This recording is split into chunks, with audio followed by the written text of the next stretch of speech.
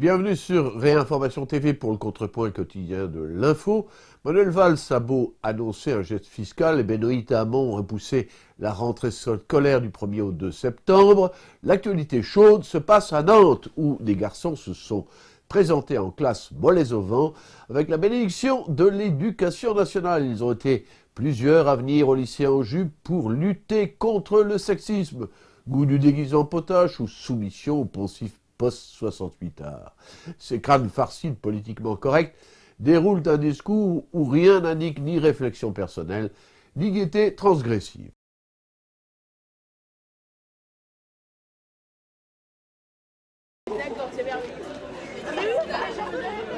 La jupe.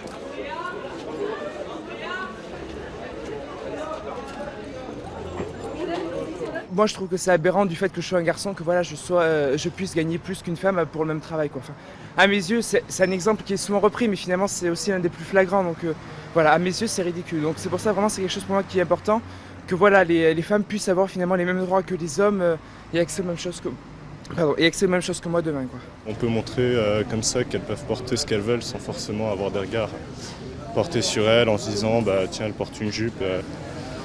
C'est que je vais la ranger dans une catégorie, donc c'est sûr que ça peut être intéressant de montrer qu'aujourd'hui on peut porter ce qu'on veut sans être forcément jugé.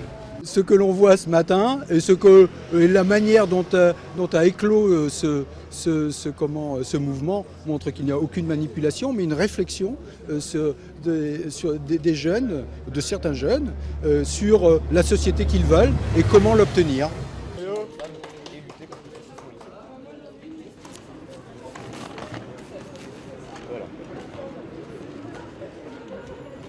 Le vieux birbe formateur et les jeunes poulets formatés récitent le même Coran humaniste et tant pis si les différences de salaire hommes-femmes sans rapport avec le sexisme tiennent à la structure de l'emploi et à l'absentéisme, et si loin que la jupe engendre une catégorie, ce sont simplement les femmes qui parfois portent des jupes, l'indigence intellectuelle s'aggrave ici d'une absence totale de résistance morale. La jupe de ces garçons est aussi vide que leur tête.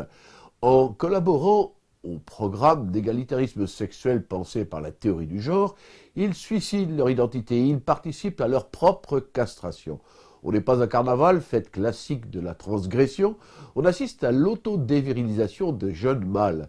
Jeanne d'Arc vêtue en homme fut condamnée, l'islam punit de mort l'homme qui se travestit. On imagine quel mépris pour la République et pour la France la pantalonnade de Nantes provoque dans les populations immigrées.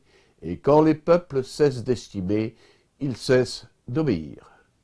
Alors que débute le Festival de Cannes, une jeune réalisatrice confie qu'elle a préféré des actrices noires pour son film par choix politique. Une déclaration étonnante à l'heure où toute la bien-pensance s'acharne à défendre hypocritement l'unité nationale en accusant certains Français de communautarisme. Mais au fond, bien dans la logique de division, d'atomisation de la société qui débouche sur une nouvelle ségrégation. Les acteurs ne se repartissent plus entre bons et mauvais, mais entre noirs et blancs, entre politiquement corrects et incorrects. De même que le mariage pour tous ne connaît plus d'hommes et de femmes, mais des homosexuels et des hétérosexuels. Au bout du compte, c'est une nouvelle humanité, une nouvelle morale qui se crée. Les sangliers algériens profitent du terrorisme. Sous prétexte de lutter contre ce terrorisme en Algérie, le FLN a interdit la chasse depuis 20 ans, depuis la montée du FIS et du GIA. Résultat, les sangliers, déjà nombreux naguère dans les Aurès et le Loire-Senis, prolifèrent partout et s'avancent jusqu'aux portes d'Alger, au point qu'on réautorise des battues et le port du fusil de chasse. Le mouvement de désarmement mondial, sensible particulièrement aux États-Unis, vise à ôter toute autonomie des citoyens face à la puissance de l'État, quitte à le laisser sans défense face aux sangliers.